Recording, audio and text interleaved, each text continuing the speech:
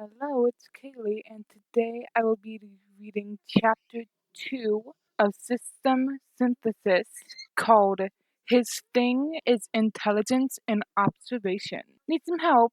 Ingo said. Shota grunted in reply. Sometimes he wondered how his life turned out to be like this. His 3-year lease for his apartment came to an end. Before he knew it, he was moving into the apartment next to the Midoriya's. Currently, he is in the process of moving his limited belongings into his new apartment. It wasn't much, really. Most of his furniture had already been shifted. It was just the smaller ones and his boxes of personal belongings. Nope, I'm good, Shota finally muttered, jostling the boxes in his arms when he felt they were about to slip off. A giggle reached his ears. Shota stopped and hid his face behind the boxes. Itsuku was hanging off his neck, swaying side to side and having the time of his life each time Shota would jump and skip stairs. Isu, honey, let him do his work. You can play with him later, Inko scolded lightly. It's fine, Inko, Shota replied, hopping down the stairs, earning another bright giggle from the toddler hanging off of him. If Hisashi or Nomori ever saw him like this, he would be packing his bag and leaving the country. Or murdering them. Whichever is more financially easier. All done, Inko asked, peeking out the door of her apartment. Yep, Shota huffed, wandering into their apartment, before plopping down on the couch. He let out a quiet oof when Asuku jumped off on his stomach, possibly damaging his kidneys. Itsuki, don't accidentally kill a hero, Inko said from the kitchen. Shota threw a stink eye in her direction, even though she probably couldn't see it. Sitting on his stomach, Itsuki giggled, eyes crinkling into crescents as his lips spread into a wide smile. Having fun at my misery, aren't you? Shota grumbled. The kid cheekily nodded. Brat? Here, have some drinks, Ingo said, placing a tray of 2 glasses full of blue-tinted milkshakes. Ichigo cheered as he jumped down from his stomach, kneeing the side of his torso in the process. The kid didn't pay any attention to the glare Shota was throwing his way as he chugged down the milkshake. Rude. Shota pushed himself up and took the glass. He honestly had no idea how things ended up like this. So domestic. At first, it hadn't been him helping Asugu, but then that became Asugu staying over at his previous apartment whenever Ingo had to work multiple shifts at her office. Then, one night, when he had been out on patrol, he came across Asugu standing on the rooftop. He was looking for you, Ingo said as he walked out of the door, a glass of warm milk in her hand. He had a bad dream and said seeing you would make him feel safe. And from then on, Shota found himself perched up on the edge of their apartment's building frequently, until it became a habit for Shota to visit Asugu daily at around 10 p.m. in the night, right before the kid went to sleep. Then it shifted to Inko calling him over for dinner before leaving for his patrol. Then it became Shota staying over once, then twice, and before he knew it, he would stumble into their house each time patrol was too hard, and he saw things that would drag his mind far away from his present. And no matter what time of day, the door always opened for him. Sometimes it would be Inko greeting him with her soft and gentle smile, or Ishiku peeking out with green Bambi eyes before beaming at him. Then his lease came to an end, and he was moving in as their neighbor. Okay, so maybe he did know how things turned out to be like this for him, but that didn't make it any easier for him to process. Shota blinked when he felt a tug on his shirt. He looked down to find Suku practically hopping on his toes with a wide smile and glimmering eyes. Too bright, he thought as he raised his eyebrow in a silent question. Let's play, Isuku chanted. Shota huffed but got up nonetheless. This is what his life had come to. He glanced at Inko, smiling at them, nose crinkled and eyes curved into crescents. Then he looked down at Isuku currently trying to climb up his legs, buzzing from excitement. Well, he wasn't exactly complaining. Shota had been helping Inko in making dinner when the front door opened, and a pitter-patter of footsteps followed. Shota hadn't been facing towards the door, so he had no idea what was wrong, until he heard Inko gasp loudly. Worried, he dropped the vegetables from his hand and spun around quickly, and as soon as he did, he froze right away. Worry choked him like a noose, wrapped tightly around his neck. His blood ran cold in his veins, because right across the counter stood Isuku, bloodied and battered, with scorch marks on his shirt and pants. And Shota sucked in a sharp breath when he saw, which was definitely a first-degree burn on Isuku's hand. Shota moved to Isuku first, while Inko rushed to grab the first aid kit from the bathroom. What happened? Shota asked. Something's wrong, Isuku, now 6-year-old, replied.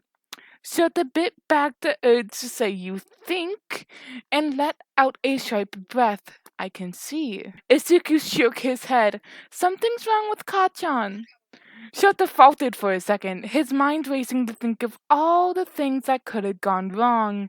But before he could let his mind wander for too long, he felt something wet and sticky touch his fingertips. He looked down to find his fingers coated in red. At that, all the other thoughts in his mind were thrown out the window, and he picked up Asuku in his arms before running to the bathroom. He almost crashed into Inko on the way, but with his pro-hero training and instincts, he swiftly moved out of the way. Shota sat him down on the closed toilet seat, and with nimble fingers quickly checked for injuries. There were several bruises, but none too bad, cuts and scrapes. A big one near his elbow, which had been the one bleeding earlier. Starburst burn marks, like something had exploded. Shota couldn't bring himself to think or breathe properly until all injuries had been tended to by him and Inko. All the cuts were cleaned and covered, bruises iced, and burn mark treated. Something's wrong with Kachan, Isuku repeated once again, after keeping silent throughout the treatment. Inko froze and looked at his son with a concerned frown. Of course he knew who Kachan was. Shota had no idea despite knowing the boy for a little over a year. What do you mean? She asked. Her voice hinted she was both furious and concerned. I don't know how to say it, but Isuku huffed out a breath and frowned at the tiles on the floor.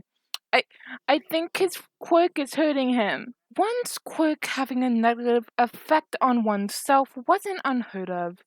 It was something frequent amongst kids who had volatile quirks, or really strong ones. Even after growing up, several quirks caused backlashes. His own quirk, erasure, was the reason he had migraines and had dry eye syndrome. Hisashi's quirk damaged his hearing. What do you mean, honey? Why were you with Bakugo again? Did he do this to you? Shota felt a burst of rage directed towards this unknown kid. He knew he shouldn't be like that. He was an adult, and Kachan was most likely someone Nasuku's age. But someone his age was bullying him, hurting his kid. His quirk, it's changing him, Mama. When Kachan doesn't use his quirk for a long time, he goes back to how he used to be before. But when he uses his quirk, he gets so angry at me. I don't like it. His quirk is changing him. He's not the Kachan I know. I don't like it, Mama. I want my Kachan back. Isuku all but cried. Okay, sweetheart. Don't cry. We'll see into this, okay? We'll talk to Bakugo and his mother about this, Inko assured, wiping away her son's tears. Now, Shota's going to look after you, and I'll make you some warm cocoa, okay? Mm-hmm. Isuku hummed, wiping away his tears. Inko gave him a soft smile before glancing at Shota and standing up. As soon as he stepped aside, Shota crouched down in front of Asuku and gently pried away his hands from his eyes. Don't do that. You'll hurt your eyes, Shota said in a stern but soft voice. Isuku whined and hiccuped, but let his hands be moved away from his eyes. Are you crying because your friend is hurting? Shota asked, and when Isuku nodded, he was once again hit with the realization of how selfless the boy was. A little too much in his consideration. But that was what made Isuku special. He was injured badly, and yet he was more worried about his friend, who was probably the one that hurt him in the first place. Alright, why don't you tell me what made you think your friend was hurting, and I'll see what I can do, Shota said, picking up Asuku in his arms. Maybe 6 years old was a little too old to be carried like that, but anyone who had a problem with it could deal with him. I saw, saw Kachan in the park today, Isuku started, and at first it was okay. Kachan wasn't mad at me or making fun of me. He even stayed on the swings with me. But then the other kids came and they were using their quirks, so Kachan gave him his quirk because his quirk is really cool and strong. But then Kachan changed and he was angry at me, yelling at me, and that's not Kachan. What's his quirk? Shota asked, throwing a glance at Inko. He trusted in Asuku's intelligence and observational skills. That was his thing after all, but just in case Asuku missed out some detail, he gave Inko a quiet request to fill him in with the details. His quirk is explosion. Shota really tried not to let his anger show. He can make explosions with his hands and his sweat. It helps with the explosions too, I think, and it smells like bananas too. I don't know what it's called though, but Kachan said if he collects his sweat in one place, he can make a big explosion. Explosive fluid that smells like bananas. Inko, do you know his friend's mother? Shota asked. Inko nodded with a frown. Yes, but I haven't talked to her for over a year. You need to call her. Not just about this, but about her son as well. If what Asuku is saying is right, then there's a reason her son behaves like that. And if it isn't dealt with properly, it's going to be bad for his health. Inga was a kind and gentle woman, but for her son, she could be a force to meet with. But at the same time, she was rational enough to put aside her emotions if it meant someone else was in danger. And Shota had learnt that over the time he spent with the Midoriya family. Who's this? Mitsuki Bakugo? Katsuki Bakugo's mother asked sharply. Shota knew that children were almost always copies of their parents. Midoriya was a big example. But boy, did genetics decide to go lazy with Bakugo Katsuki. He was a carbon copy of her, personality-wise too, from what Shota had seen so far. He's part of our family, Mitsuki. But I didn't call you over here for this, Inko said curtly. Shota faltered. His heart stuttered inside of his chest when he heard the reply.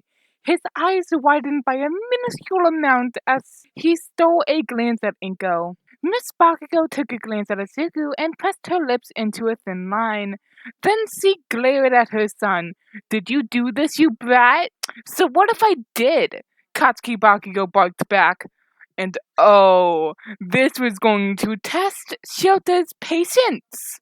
He gave himself 10 minutes to attempt being civil before he lost it. He's fucking annoying. Oi, you brat, shut your mouth, Mrs. Bakugo hissed. Her son hissed and looked away. Inko, God, she must be a saint, only took in a deep breath and sighed, while Shota was silently fuming in his seat. He had some questions to ask you, Inko said, pointing towards Shota. Mrs. Bakugo turned towards him and glared as he raised an eyebrow. Remember, Isuku was worried about his friend. Please remember. Can I know about your son's quirk? And why should I fucking tell you? Miss Bakugo snapped. Because we have reasons to believe your son's quirk is affecting Your son both physically and mentally, Shota replied coolly. What's that supposed to mean? Miss Bakugo hissed. Itsuki told me your son's quirk is explosion, Shota continued, ignoring the hostility from the older Bakugo. And apparently he secretes a sweet-smelling explosive in the form of sweat. If Itsuki is right, and it is what I expect it to be, then I'd advise you to take your son to a doctor for a checkup. Miss Bakugo frowned and looked to Isuku and Inko. When Inko nodded, and Isuku looked at her with his worried puppy look, Miss Bakugo turned to her quiet but glaring son and barked, Oi, brat, show him your quirk. With another click of his tongue, the younger Bakugo muttered something under his breath, which Shota chose to ignore, and raised his palm. Small explosions burst on his palm before fizzing out. Shota sniffed and immediately smelled the banana-like smell Isuku had been talking about. Is your sweat something similar to nitroglycerin? Shota asked. Miss Bakugo frowned and nodded. That's what the brat's quirk counselor said. Has he suggested you any prescriptions related to it? Miss Bakugo hesitated and then shook her head. No. Why? If your son's body does produce something similar to nitroglycerin in composition, then he's at constant risk of passing out, and in the worst case, dying depending on the amount of the fluid produced. Miss Bakugo inhaled sharply just as the younger Bakugo, Inko, and Isuku snapped their heads towards him. Shota wasn't a counselor, but in his line of work, he had come across nitroglycerin enough times, and was more than significantly acquainted with its effect on the human body. Nitroglycerin is usually given to patients with chest pain. It reduces a person's heart rate. But if your son's heart rate was to be lowered, then he would pass out. His body, in order to counter the effect of it, must produce a high amount of cortisol, which is the stress hormone. Other hormones are also involved, but I'm not an expert at it, so I believe his quirk is related to his aggressive tendency. I don't know your son, so I can't say anything about his personality. But I don't think using a quirk like his to harm others should be acceptable. My son. There were 3 starburst-shaped burn marks on Asuku's body, Shota cut in, and it's not the first time he has come home with burns on his clothes. The older Bakugo fell quiet, lips pressing together in a thin line. Then she grabbed her son's head and forced him to bow. The boy, in return, yelled and cursed in protest. I apologize for my son's actions. I'll have him checked by his doctor tomorrow, and then put him in for anger management. Shota looked at Inko and nodded in their direction. You take it from here. I ran out of social interaction battery. Inko flashed him a grateful smile and turned her attention back to Mitsuki. Shota mostly focused on Itsuku for the rest of the time. Itsuku didn't understand everything Shota had said about Kachan that day, so he spent a lot of time on the internet searching about nitroglycerin and its uses. In the end, he ended up with a page-long analysis of it, along with ways Kachan could use it to his benefit. But he wasn't sure if Kachan would like it. He knew being quirkless was bad. Everyone told him so. But Shota and his mom always told him that there was nothing wrong with being quirkless. And he was so happy because of it. But Kachan didn't seem to think so. Even if Kachan didn't like him being quirkless, he still wanted to help him. Shota always told him that he was really good at seeing things and understanding them. He also praised his analysis every time he showed it to him. So Ichigo hoped he could use those skills to help Kachan. If nothing else, he could build him something with what he knew. It was his thing after all, knowing, seeing, and making stuff. He could design Kachan's suit for him, support items, weapons, anything he needed. He could come up with plans. Kachan was really strong, really strong. But Shota always told him that even strong heroes needed to plan to succeed. He could plan for Kachan. He was good at it. It's been 4 weeks since that day, and he really wanted to meet Kachan again, but he was too scared to go to their house. He would visit the park every day and wait, but Kachan never came. In school, Kachan avoided him like they were never friends.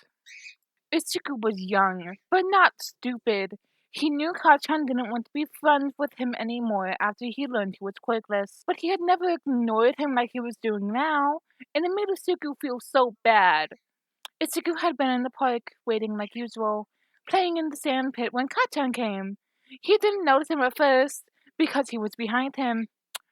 Oi! Ichigo recognized Kachan's voice immediately. He dropped the bucket he had been using to build a sand castle and stood up, turning around with a smile. Kachan! He chirped. Kachan stuffed his hands in his pocket and looked away, and mumbled something like some dog. What's wrong, Kachan? Ichigo asked. He wondered if Kachan was okay now.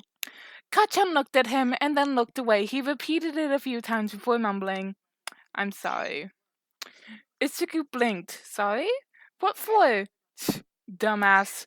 Kachan huffed but didn't use his quirk or walk away. I'm sorry for how I treated you. You don't have to be, Ichigo replied, lowering his head. You're right. I'm quirkless and useless anyways. I couldn't help you. Shut up! Katsuki growled. That shit that the adults say about quirkless people being useless is dumb. He paused and looked away once again. I used to think that being quirkless was the same as being useless and worthless, but I was wrong. Adults say quirkless people are dumb and stuff, but you were the one that noticed something was wrong with my quirk, while my dumbass doctor didn't. Another pause, and then, I always feel weird after my quirk came, like I wasn't breathing enough, and I never got to know why. But the new doctor explained everything, and the shrink is okay or whatever. He kicked at the sand, but that's all I'm sorry for. Don't get me wrong, you idiot. I'm still mad at you. You may not be useless and dumb, but you still can't be a hero. You promised me we will be heroes together. I'm mad at you for that, you stupid shit. Ichigo felt his eyes water and lips quiver, whether from being hurt by Kachan's words or happiness. He wasn't sure. I'm sorry, Kachan, but Shota said I can be a hero, even if I'm quirkless. And I promise I'll try really hard to be a hero with you. Kachan scrunched up his face and spat.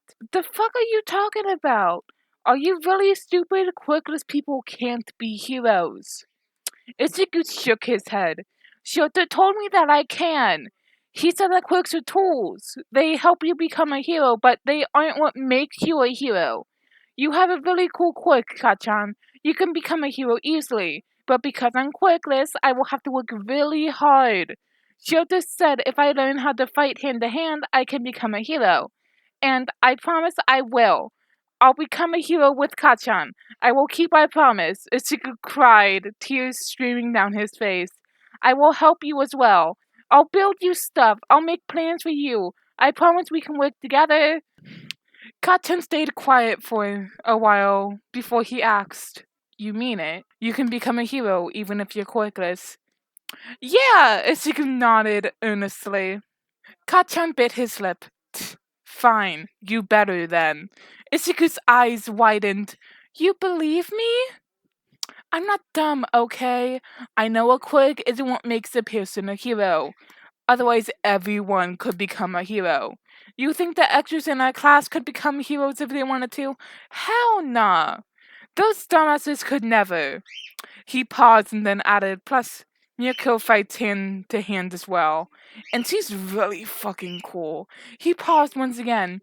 You better become a hero, Izuku, or else I'll punch you. Izuku smiled through his tears and nodded. I promise. Kajan huffed and grinned.